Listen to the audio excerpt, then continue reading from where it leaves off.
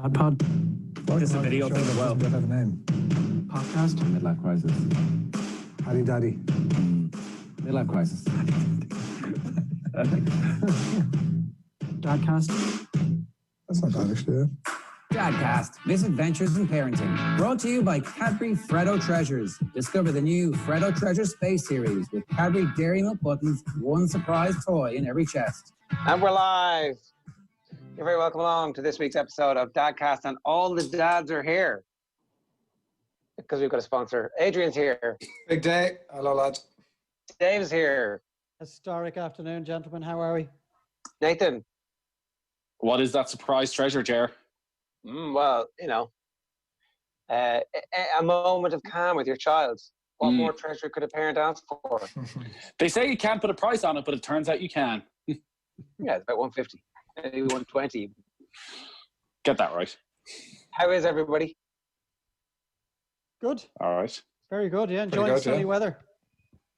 Where are you? Did you go away, Dave? Were you in Spain or something? There is no sunny weather. What are you talking about? Well, it's certainly sunny outside my back garden right now as I'm looking out. And it was sunny this morning on the golf course. You're I was going to say notorious, but you tan very well, very quickly, or else you just spend a lot of time outdoors. I do tan reasonably quickly, and I do spend a lot of time outdoors, yes. This is mainly the base for this, and you're about the 15th person in the last 15 days to bring it up. But the base for this was laid during our so-called heat wave, our so-called Irish summer. Was it May? Did we get that in May? Where I think even before that, yeah. Yeah, we had a run of about 11 days out of 15 on the beach. That's really where it was. That's where it was got. And of course, topped up with a bottle of fake bake as well. Look, any port in a storm, as they say, Dave. Any port in a storm. Well, as we were trying to schedule this year, obviously today, I mean, we'd like to spend a bit of time talking about scheduling. Like, the reason we couldn't schedule a bit earlier was because Dave was on the golf course. I mean, you know, we've really got our priorities stacked up exactly as they should be around Dave's bad habits. Hang on, my bad habit was scheduled around today's broadcast time. There. That's where my priorities lie. God, I'd love it to end the golf course. I would pay good money. Good money. Sorry, I wouldn't pay. Or you? I'd be open to free offers. I'd be open to a freebie on the golf course ever before in my life. And so why have you not sorted one of these out yet? What's stopping you from getting on the golf course? Just don't have time. Busy. Hard to get out. And now I'm also so used to being stuck inside. It feels like it's a big effort to leave. Stockholm. Suddenly say, having been here for like 5 months solid, to go, I'm just going to go now for the next 8 hours and play golf and have a beer. Like, what would I do with my family? Am I going to sort of break out in the sweats? And no, what would they do without me? Oh, okay. You know, guide them through the day. My wife now, she came and be like, what? You literally go into that room in the morning and don't come out till the evening. You could be playing golf and we wouldn't even notice. Well, I'm trying to make the most of it. I'm back at work next week, so I'm trying to make the most of every minute I can before things become chaotic again. And unlike you, I will actually see just as much of the lads as I have been doing because there is no childcare.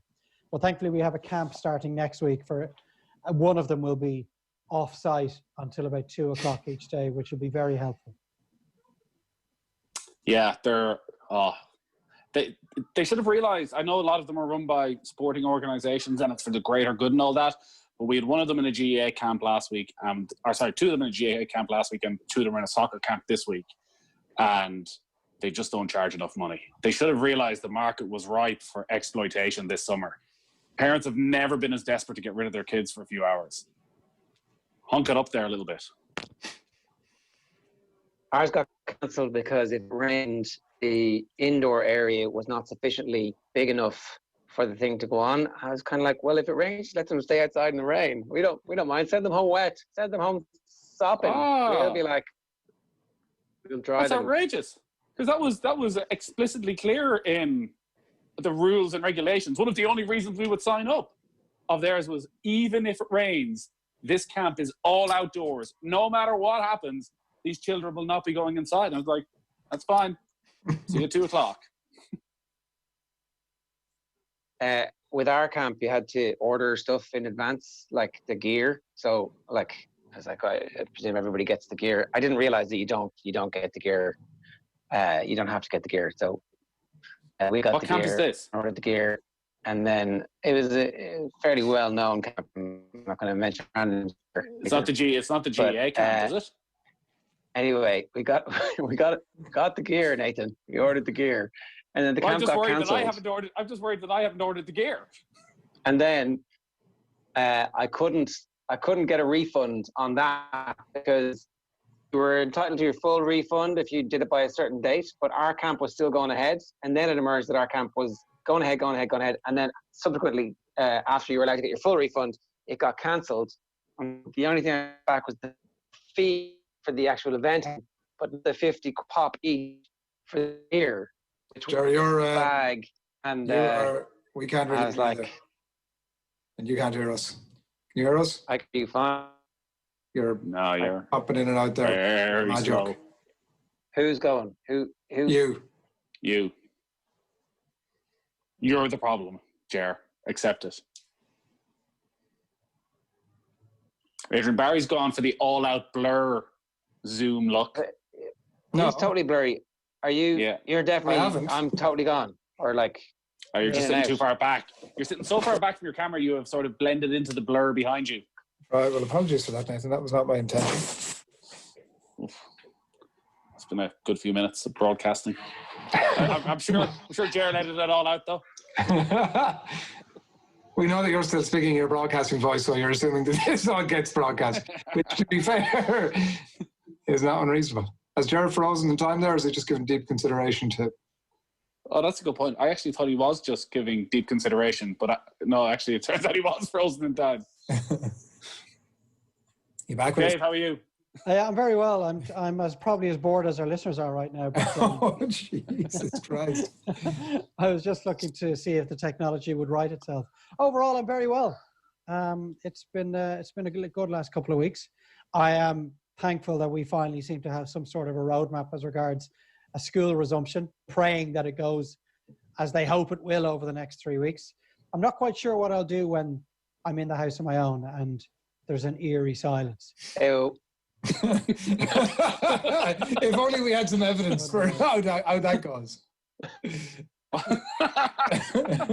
Anyway, but I am looking forward to them going back to school and seeing their mates and being normal children again. And me being a normal parent again, which does not involve the vast majority of your time spent with them. But no, overall, I'm grand. I've no real stories from during the week, but there was one big development in terms of, I suppose, a landmark. The gate was finally taken off the bedroom the other night. That is the first time there has been a bedroom without a gate in the house. Probably the other lads started walking. The older guys started walking. How many people are want to ask the obvious question? I literally hadn't even thought of it until I heard it sniggering in the background. It is.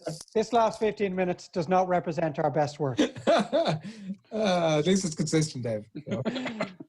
Yeah, because the younger guy has found a way to climb over it, so there's rendering it useless. So, but even just taking it down, it was just a pause for thought, a reminder how unbelievably quick the last 6 years have gone. It has gone on the blink of an eye. And I know when you become a parent, all other parents will tell you that realizing how quickly time goes is a bit numbing because you don't really understand it until you go through it yourself. And to think that the 6 years have gone as quickly as they can is astonishing. Mm-hmm. Absolutely astonishing. And you can understand how our parents must feel. Like my parents being the parents of a 40-year-old. The last 40 years, I would say they've just gone, and in what feels like 10 or 15 years. It's astonishing. You'll be hanging on to the gate, Dave, I presume, just sticking in the garage, just in case, like. I will be. What do you do with a gate? It means in case there's another one. Okay. Yeah, I shall be trying to offload it to my little sister who has just had a baby, as I have done an awful lot of stuff.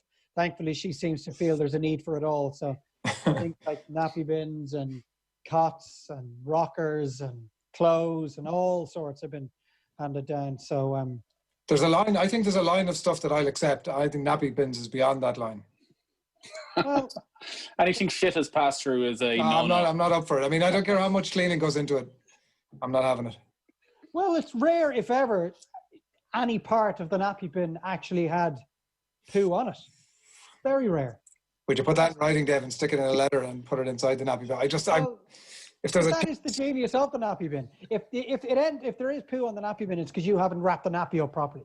Oh, have you got one of these fancy nappy bins, the ones that you like put in and it sort of wraps it up like a... Yeah, and you twist it around the top. Right. It ties a knot, and then eventually the bag is full, and when you take it out, it's just one series of tied up nappies, like those sweets you used to be able to get in the shop, where there'd be about 10 sweets on top of it. Just like a sweet, Dave, yeah. And then you just tie a knot on the bottom of it and throw that in the bin and go again.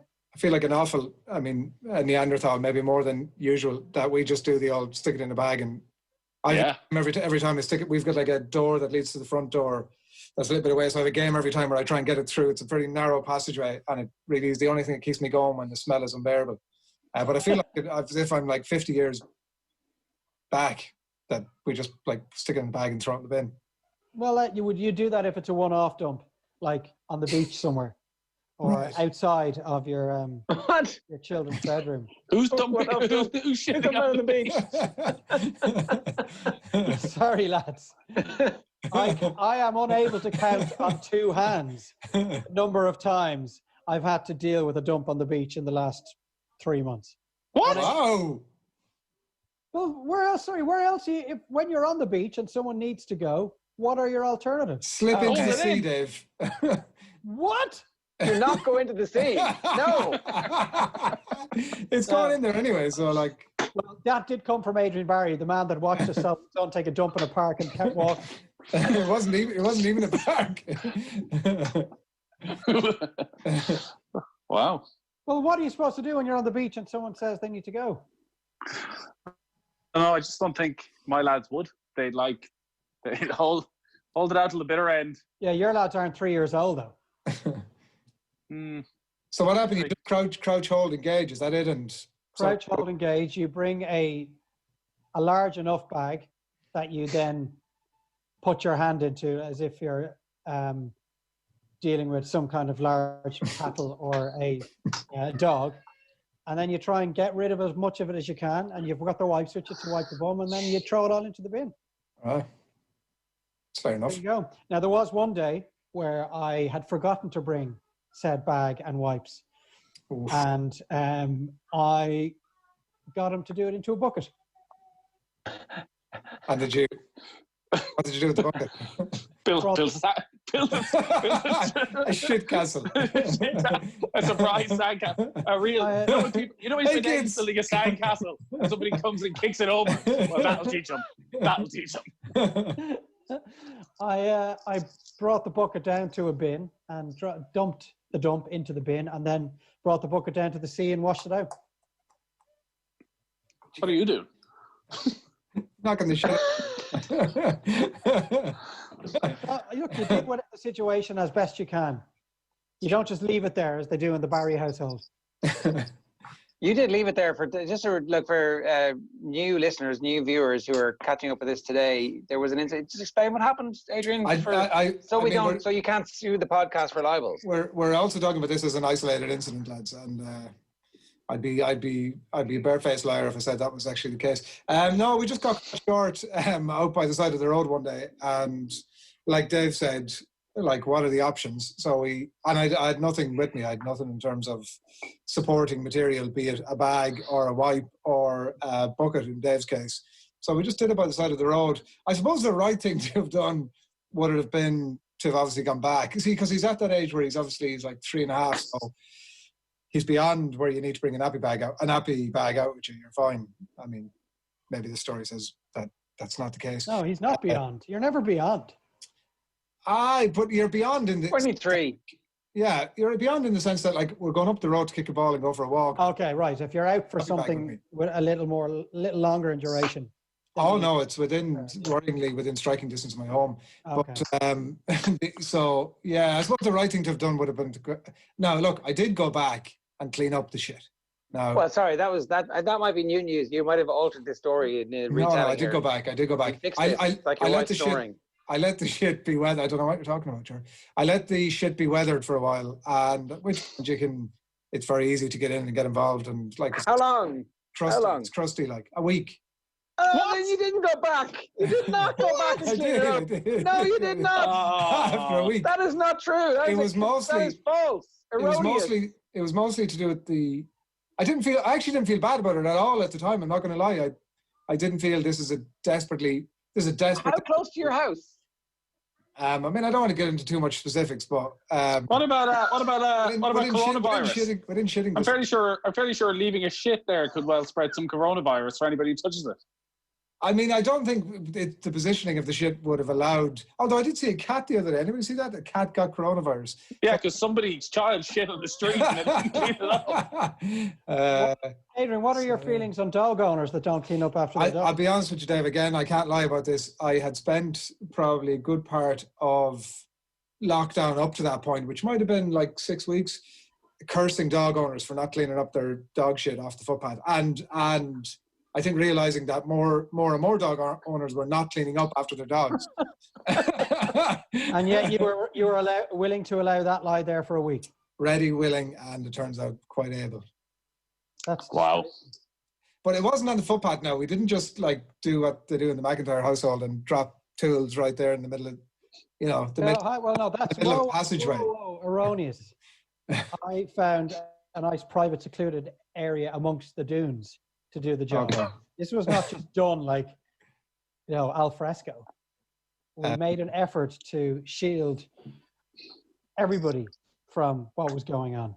Which beach, as a public service, which beach is your child shitting on? Which dune specifically? My child has never taken a dump once on any actual beach. It was done away from the beach, and it was all cleaned up, and it was Portmarnock Beach, which we left as resplendent upon our arrival as it was when we were leaving. So, I mean, apart from the big fat shit and its remnant, there are no fingers that can be pointed in my direction on this. At least you cleaned it up. I mean, sorry, you were about to say that it wasn't like me. It wasn't on the footpath. What's like, me. Again, not looking for the Google Maps coordinates here, Adrian, but what? So it wasn't on the footpath. It was in hedging. It was in hedging by the edge of the road. The private garden or the corpo? No. It would have definitely been under the Dunleary Ratdown Council, I would think, or the local council. Yeah. That is. But there's no evidence. Disgraceful. As Dave said, myself and Dave have done the same thing. We had to go at that time. You couldn't. There's nothing. A week later, why did you suddenly feel guilty? A week later, what happened? Well, no, I spoke to ye. I spoke to ye on the Dadcast, and I was also on the news round that week. And for whatever reason, I don't know what was going on. It was lockdown, and I can't fully explain what was happening. I decided to tell the story on the news round as well. And I felt there was some contact after that, and I felt sufficiently poor about it, or reflected deeply, and thought I better go and clean up that shit. That's pretty much what I did. It was much easier when it was crusty. Okay, wow. It's crazy. Yeah. I think we can legitimately turn our noses up at you, Adrian, for the lowest behaviour we've had from any dad on this pod. I don't judge you for judging me. I would do the same. Good. This is a judgment-free zone, but I'm just clean up your own shit, literally. Let our listeners be the judge of this sort Lads, of lockdown was a strange time for everybody. Listen, we can all sort of reflect. We all did things that we shouldn't have done during lockdown, and What else did you do? On a par with just leaving your child shit in the middle of the road? That was my thing. I want to know about ye. That was my thing. When we reflect on this, you know what I mean? When you're writing your memoirs in years to come, you'll say, oof, we shat. Lockdown was so bad, we shat on the side of the road. We shat in hedging, and we left it there. What's this wee business? Here, son, here's how you do it.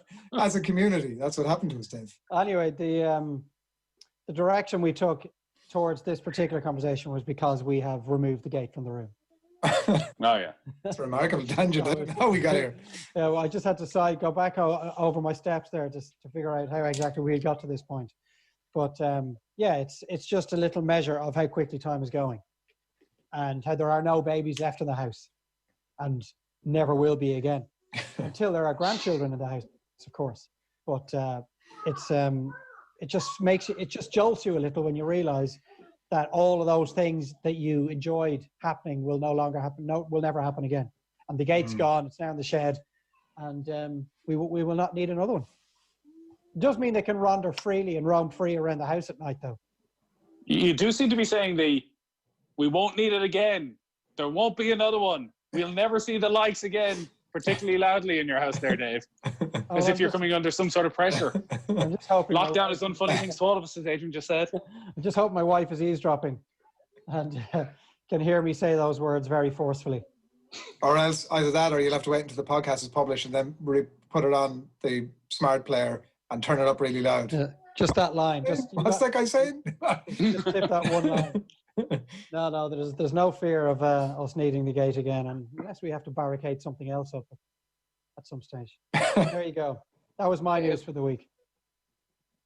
Okay, one of the very first episodes of this entire enterprise on Dadcast was you talking about the letter that you got about your imminent, and here we are 3 years later. I think you might be still talking. Do you even have a letter that the people would take off you now? I doubt it. I'd say there's a statute of limitations on such documentation. It's probably no longer valid. I probably need to get a refresher on that. We must be at a year since our one and only live expedition where Dave promised to go and get the snip. I'd say we are. Nearly. It's next week. It's generally the end of August. Yeah, last week of start August, of September. Yeah. It's an extra picnic. Unsurprisingly, given what the country has been through over the last 5 months. You're blaming COVID.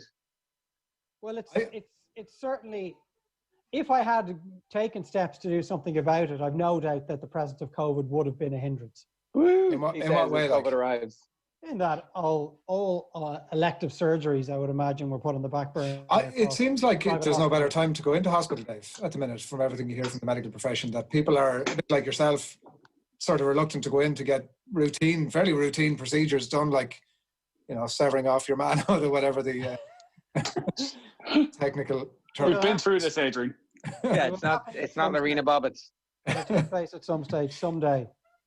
And the Dadcast members and the podcasters will be amongst the first to hear.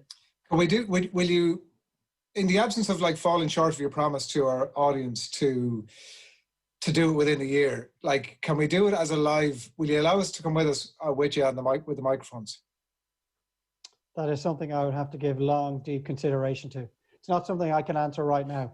Okay, well, consider. So is it definitely still happening? Well, someday, when I get around to it. Really? What is the decision-making process as a matter of interest? Because I'm interested in this. What is the go, no go? How do you weigh these things up? Well, and I've said this before, I don't know why we're going through this conversation again. The biggest barrier to it happening is laziness. By the way, Dave's wife is right around the corner there. This is brilliant. For anybody who's only listening, not watching this. She's gone back up to the office. Check it out on YouTube, because the nervous biggest barrier is that I just couldn't be bothered. Why are you so interested suddenly, Ger? Yeah. I'm a man of a certain age. You must be, considering it is a truth universally acknowledged that a man who has 3 kids must be in need of a vasectomy. I mean, it's the opening line to that great Jane Austen novel, right? Sure. So, are you going to put a timeline on it, Ger? Yeah. Why? No, that would. Me. Well, give yourself a hostage to fortune. Why would you do that?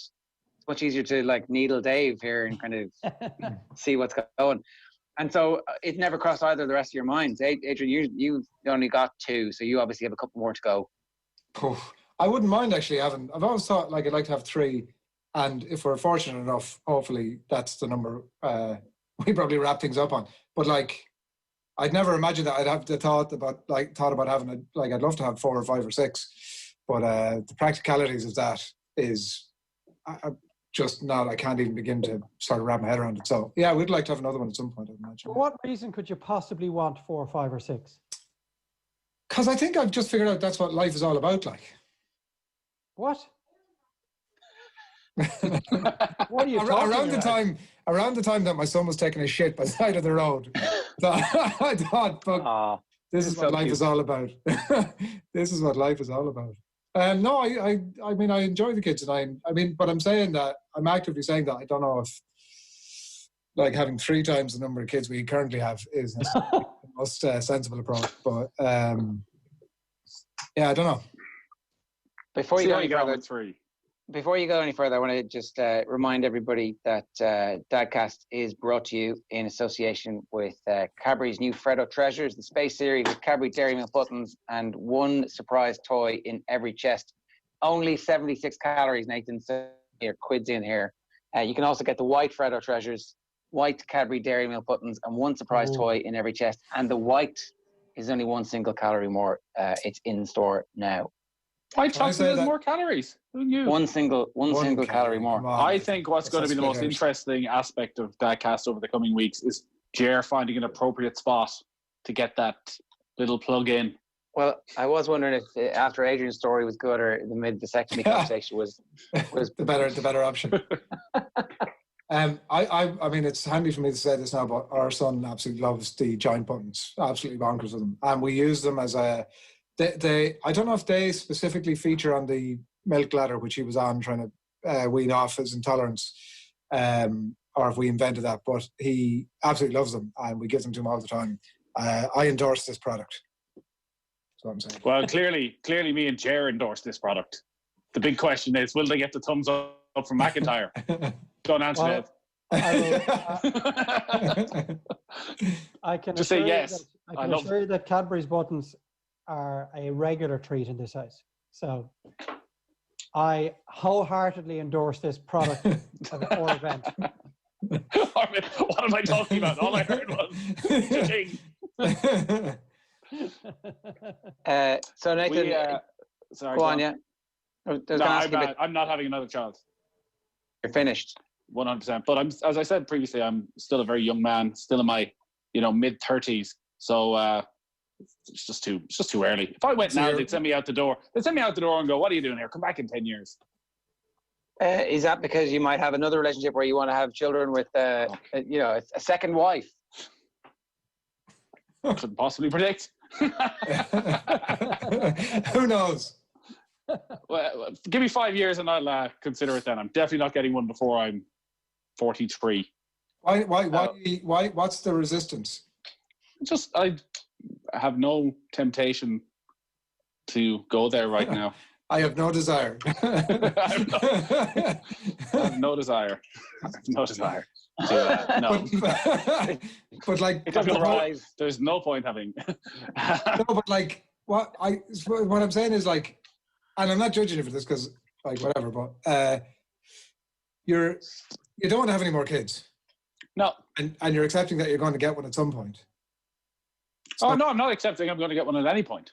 Okay.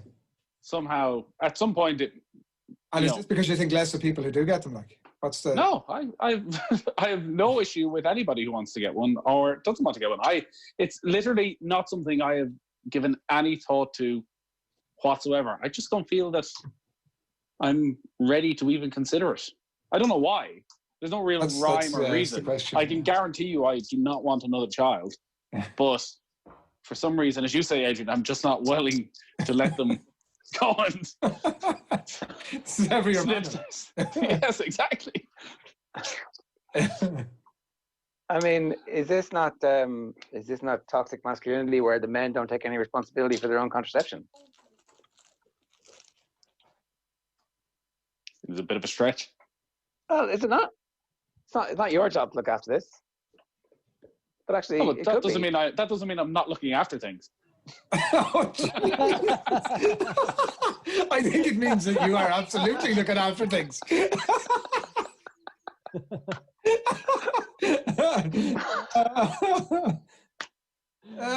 is being responsible, Jared, is what he's saying. He is being responsible. Like, there's a possibility here, Jared, we all know the best method of being responsible that we've all signed up to from time to time for extended periods.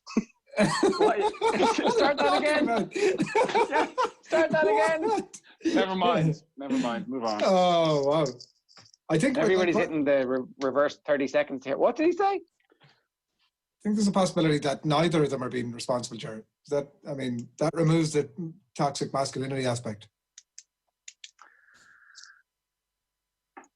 Okay, fair enough. You were going to say something else there, Nathan, that was going to take us away. No, I can't. It's gone out of my mind right now.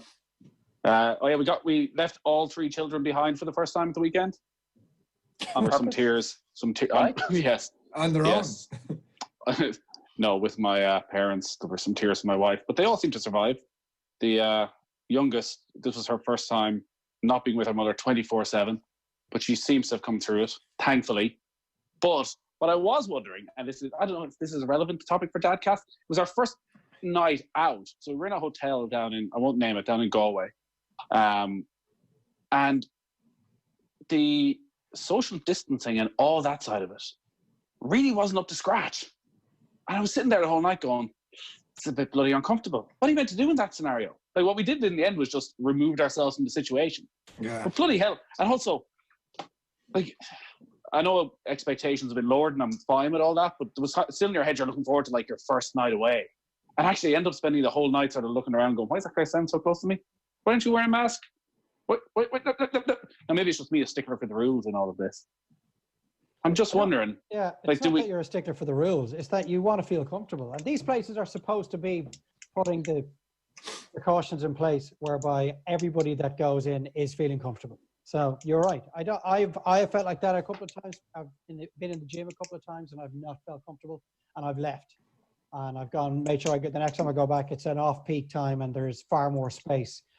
And there have been times even in a couple of outdoor situations that I just haven't been comfortable. So we've removed ourselves from it. That's all you can do because it's up to you to take care of yourself and everyone else in your family.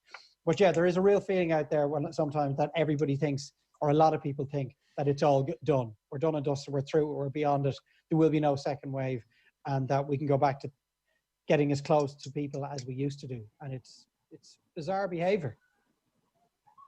Yeah, so we were in the restaurant, and again, what's the recommendation at the moment? Maybe it's only 1 meter, so they probably technically were, but there was probably still 50 tables in the restaurant, all full at the exact same time.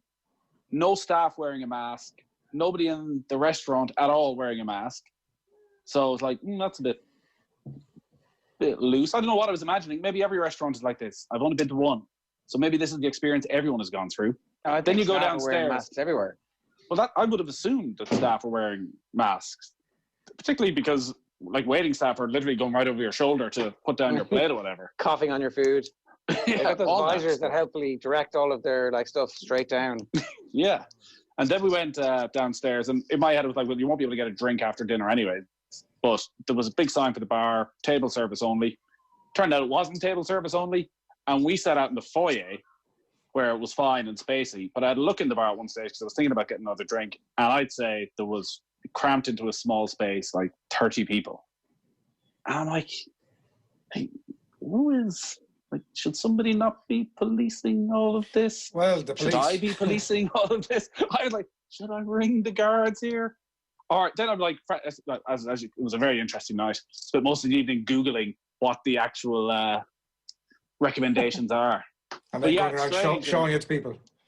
And I'm just wondering, when we started talking about going back to school, what it will actually be like, and that sort of calling each other out culture that is gone with this. Like, if your kids are doing the right thing, but if you're walking in and a kid is coughing and spluttering, you tell the parents maybe you should bring him home.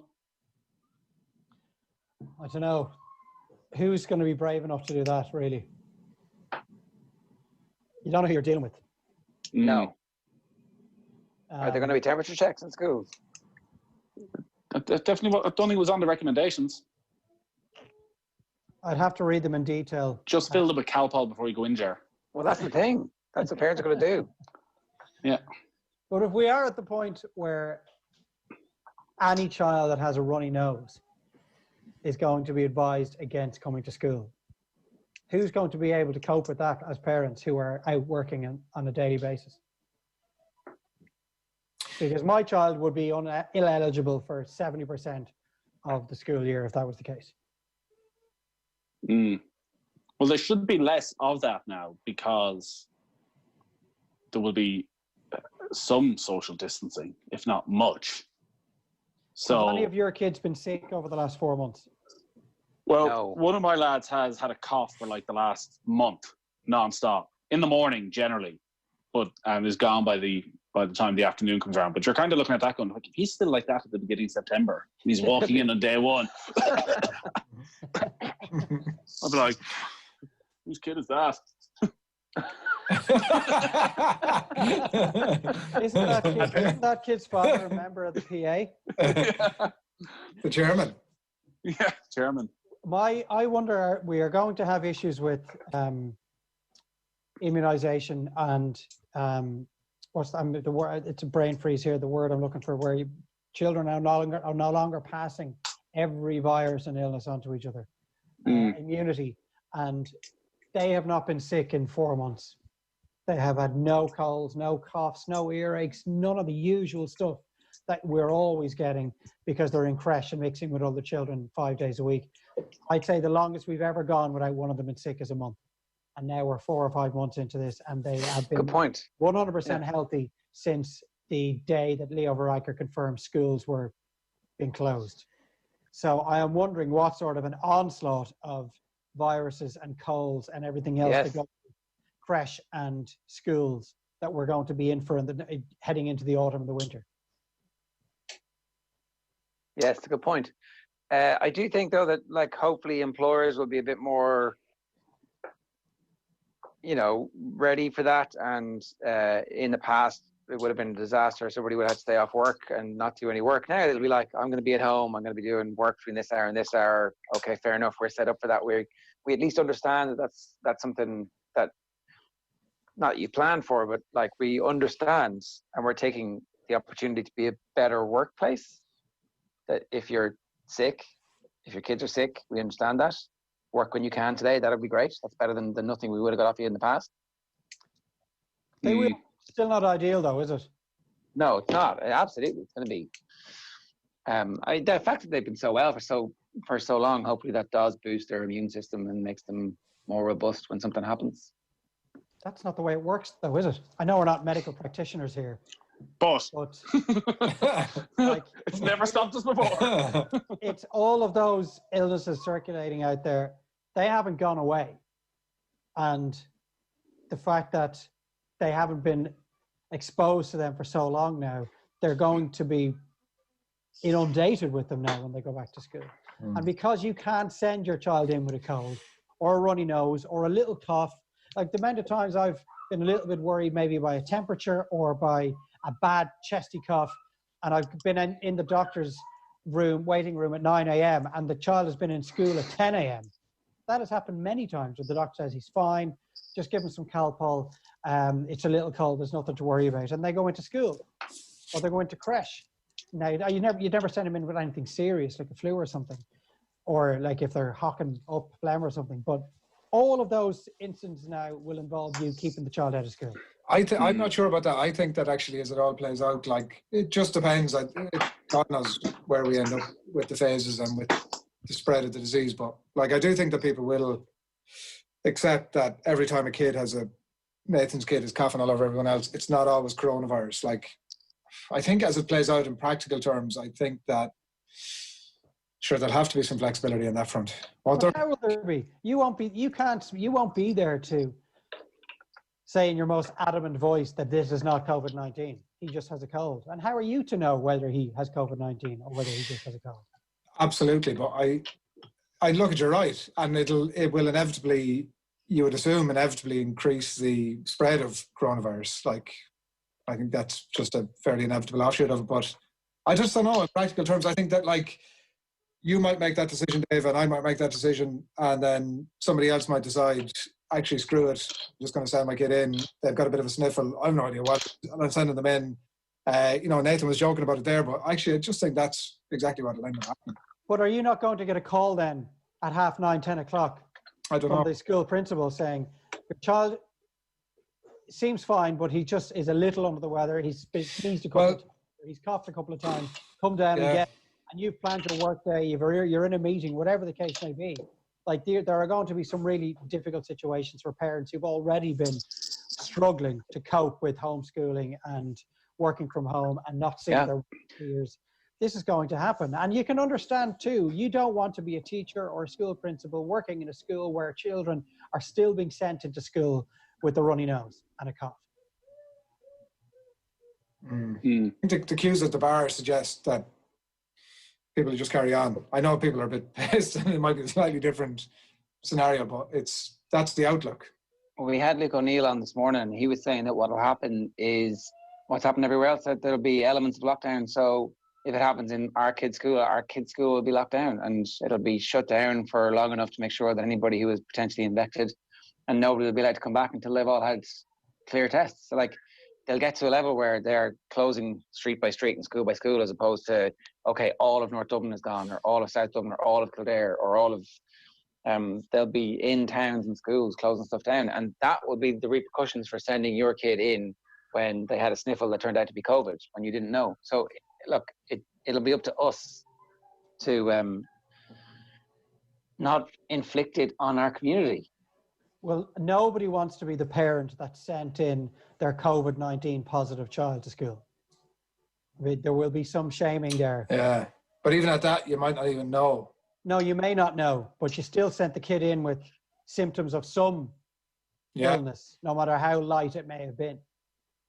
And we've all taken the chance of sending our children into creche or school, hoping that you wouldn't get the call 2 hours later, knowing that your kid was a bit under the weather, probably because you had 18 holes of golf booked and not an important deal sealing meeting with a major corporate. But those days are gone now, and we are just, I guess if we're prepared mentally and schedule-wise for these sort of developments, well, we should be in a better position to deal with it. The whole we're all in it together thing, that there was a real sense of that in May, and then people started to come off that when it was like, well, why aren't we opening up faster? And then they opened up faster, and then the government formation happened almost immediately afterwards. Is there going to be a long-term benefit to the fact that we all went through this thing together, or has the infighting started to the point now where everybody's like, this is my field, Paul? Yeah, it's funny talking about the schools going back and, will parents send kids in?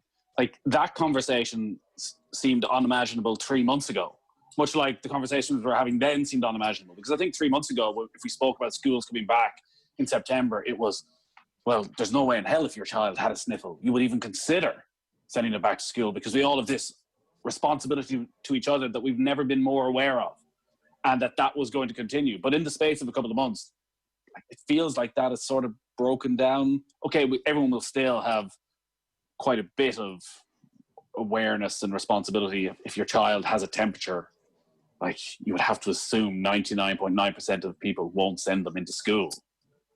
But I still think a lot more people will send their kids to school now than would have thought they would have back in May. And even people go to work. Like, again, I didn't think a couple of months into this, if you had any sort of a cough, that people would go into the office. Yeah, anytime I'm in the office, I'm looking around going, who's that coughing? And I'm going to name him right now. But we're not in all this together. It has never been the case that we're in this together. Like, there have been plenty of people who've been stopping at 8 p.m. and outside their house to applaud the HSE frontline workers who have spent time at a house party or in a pub or somewhere they should not have been over the last 2 or 3 months. I mean, it's ridiculous that you're standing there applauding. What good is applauding a HSE worker when you're actually not doing what you should be doing? It's absolute bullshit. And there are going to be the same segment of the population that will still take risks with the health of others because it suits them or because they don't see themselves as being vulnerable. That is going to be the case as well with the kids going back to school. There will be a parent somewhere that will send their children in knowing that they have a temperature. That's going to happen. Now, it's up to the teachers who have an already ridiculously difficult job to be able to spot those situations. And I'm sure they have procedures in place there whereby a call is made on it very quickly and parents are expected to come and collect those children almost immediately. I'm sure that has been discussed at principal level and being fed down through teachers. And a SWAT team comes in, rips the child out, and an airplane flies over both the parents' schools, naming the parents and saying that they've sent their child in. And then it's the 6-1 news every night is just a list of the parents who sent their COVID children into school that day. Takes Like 45 minutes to get through all the names. Like the tax defaulters list in the newspaper. That's where the parents' names should be. And we need one of those cage type things that drop down out of a roof in a jeweler shop if someone's trying to make off with a diamond necklace, and the child's desk is just surrounded by perspex glass. Then if that is the case, they could probably spend the rest of the day there and keep learning. And we've been talking a little bit about mental scars, but there's none in that one. Right. I think that's enough for this week. At Dadcast Pod on Twitter. You can email dadcast@offtheball.com if you have anything that you want to get off your chest, or if you have anything indeed that you think that we should be covering on the pod. Anything else anybody wants to go to mention before we go? The Birds and the Bees stuff, are we supposed to do that this week? Or was that, We did that last week. Oh, did we? We did. You just forgot about it. Yeah, we did. I'll go back and clean that up. There was one other item that maybe we can just tease it now, and then we can get some insight from our listeners, and you lads can have a think about it as well. But I have noticed, and I'm just a little bit wary because I think I'm in with earshot of a couple of little people who may not be impressed by what I'm about to say. But so far, and I'm in no way writing anybody off because, it's early days, but I just don't get the feeling that the subject matter with which I am most obsessed, i.e. sport, is shared in the same obsessive way by the younger members of my household. Oof. And yes, that could change. And I'll absolutely always allow them to play their own furrow, and whatever they're into, I will be there with them 100% and back them and make whatever money or equipment available to them as is necessary. But I would obviously dearly love both to be obsessed with football and rugby and not golf and every other sport that I'm obsessed with. Are there any other parents out there in that situation? Do you absolutely just leave it? Do you try and maybe nudge them in a certain direction? And are there parents out there of children who, to a certain age, maybe 7 or 8 even, showed absolutely no interest in something like soccer, but then suddenly, maybe because the kids in school were mad about it, became obsessed with it then? I would like some listener input, because at the moment it doesn't look like they're going to go down the same route as I did, where by the age of 6, I was already adorning my walls with posters of players and huge annuals, and anytime there was a match on, it simply had to be watched, and all other life events needed to be paused so everyone could sit down and watch it. We're definitely not on that path at the moment. I mean, we could get into it now if you want, but we'll keep it for next week then. Are you sure you were 6? I often wonder this as well. And then I sort of think back and go, maybe I wasn't 6. Maybe I was like 10 when I properly got into it. Well, no, because there are timestamps. Mexico 86 being 1. So I didn't turn 7 until that October. So yeah, there you go. Maybe I was definitely 6, yeah. So, but there's a World Cup and there's stuff to collect, and there's football on TV. Like, you need to get the collectibles. It's not. Well, anyway, look, if anybody has any advice, and I'm not trying to push them into it. I'm not trying. I'm not just going to. Oh, that's clear, Dave. That's definitely clear. I mean, that's not true.